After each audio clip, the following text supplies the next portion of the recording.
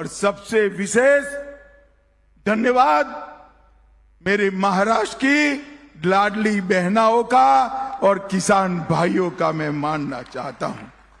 भाइयों बहनों, ये विजय के कई मायने हैं।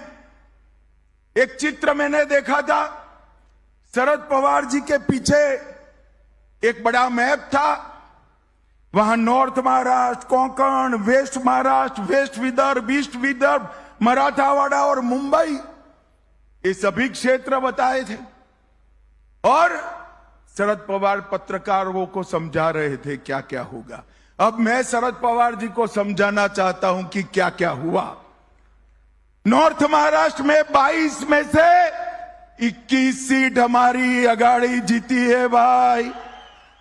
कोंकण में 17 में से 16 सीटें, पश्चिम महाराष्ट्र में से 26 में से 24, वेस्ट विदर्भ में 17 में से 15, ईस्ट विदर्भ में 29 में से 22, मराठावाड़ा में 20 में से 19 और मुंबई में 17 में से 15 सीटें जीतने का काम आप सभी ने किया। आप सभी ने, कहीं किसी का टिकट कटा, कहीं किसी की महत्वाकांक्षा का पोषण नहीं हो पाया, फिर भी हमारे दोनों साथी दलों के लिए कमल को ही सर्वस्व मानकर शिवसेना और एनसीपी को भी जिताने का काम किया है और गठबंधन धर्म को मजबूत करने का काम किया है। इसलिए भी आपको बार बार बधाई देना चाहिए।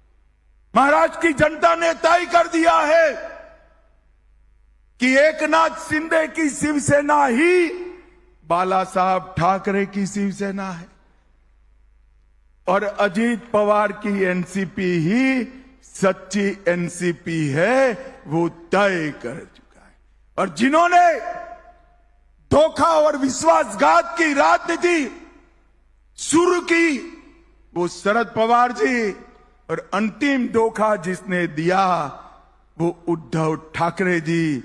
दोनों को घर पे बिठाने का काम महाराष्ट्र की जनता ने किया है। महाराष्ट्र की जनता ने फिर से एक बार मोदी जी की विकास की राजनीति को उस पर थप्पा लगाने का काम किया है। महाराष्ट्र की जनता ने फिर से एक बार सनातन संस्कृति और हिंदुत्व को महाराष्ट्र मानता है, इस पर थप्पा लगाने का काम किया है।